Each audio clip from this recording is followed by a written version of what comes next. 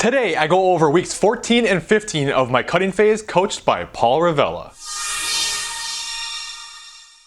Hey, this is Colin DeWay. If you want to master your metabolism and create forever results, start now by subscribing and click on that bell notification so you don't miss anything. So where we left off last time, I had just seen a big drop in the scale after Paul had made some adjustments to both my macros and cardio the week prior. But one of the things I mentioned was we weren't totally positive if that drop in the scale was because of the macro drop and I was seeing good fat loss, or if maybe it had more to do with the deload that I had just gone through and therefore I had less inflammation and it showed up on the scale. Well, as you can see here, it definitely wasn't just inflammation, as I saw yet another big drop in the scale, dropping 1.5 pounds for week 14. Now with the big drop in the scale, what you would normally do is just carry on and keep doing things the same, and since things are working, you don't really want to make any big changes. However, Paul did mention the previous week that we would probably take a diet break soon, so I wasn't sure if maybe he might throw that in there, but as I kind of suspected, he said let's just keep things the same for week 15. Week 15 actually started off more of the same as the scale continued to drop, and I even saw 160s on the scale for a little bit for the first few days. But what you'll see here is my weight did spike up as the week went on, and it even went up by 3 pounds over the course of 3 days. Now thankfully I didn't panic or anything, and I think a lot of this is just my own personal experience as a coach. I know that weight can fluctuate for so many reasons, and I also know that we just can't panic every time things move around, and that there's a lot of different reasons why this can happen. In fact, in this instance, I did pretty much know exactly why it happened, and it's something that I did relate to Paul as well. See, my wife and I actually met up with some friends who were in town, and I actually ordered pretty safe. I just ordered grouper and rice and asparagus, and I only got a diet soda to drink, but I also know that anytime I go out to eat at a restaurant, there's always a chance for cross-contamination with gluten, and I'm relatively certain that's what happened this time because my gut did not respond very well to that meal, and I was pretty bloated for the next couple of days. So not only was I having digestion issues, but I was also really sore from the new training block. So if you couple bad digestion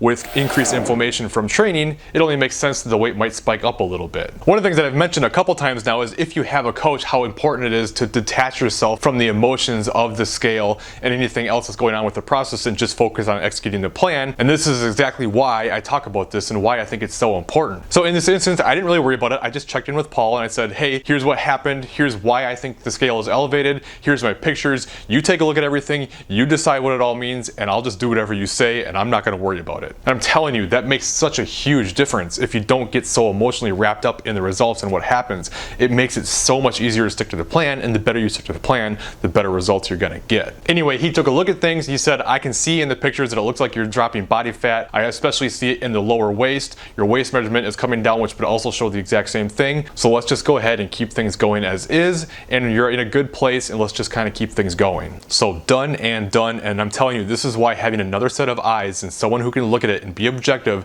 is so important, because even as a coach myself, there's no way I could look at these side-by-side photos and go, yep, there's a big difference, everything's moving fine. I just can't see that in myself. It is too hard to be objective with myself, and not very many people can be. The more we can take emotions out of things, the better off you're gonna be. Anyway, overall, I'm now down 11.4 pounds in 15 weeks with total calories reduced by about 900 per day, with cardio up 110 per week from the start. Mentally and physically, I'm in a pretty good place right now. In fact, I'd say I got a bit of a bump in motivation because I finally actually registered for the Yorton Cup, and that just kind of like really got things going for me, kind of like made it a little bit more real. And that can be one thing about if you actually do something like schedule a photo shoot or actually have some end date and you make it real, it can really change your mindset and make it easier to stick to the plan. I actually seem to be sleeping better recently, which is awesome because I've been struggling with that for the last couple of months now, so to actually be getting more sleep is helpful. Of course, I'm still having my tired days. I'm still having those days that I just don't feel it and don't really have a lot of energy and just don't have a lot of motivation, but it's just kind of to be expected at this stage. Hunger is picking up a little bit right now, but it's not anything terrible, and I actually kind of suspect that's probably why we haven't done a diet break yet, since I'm seeing progress.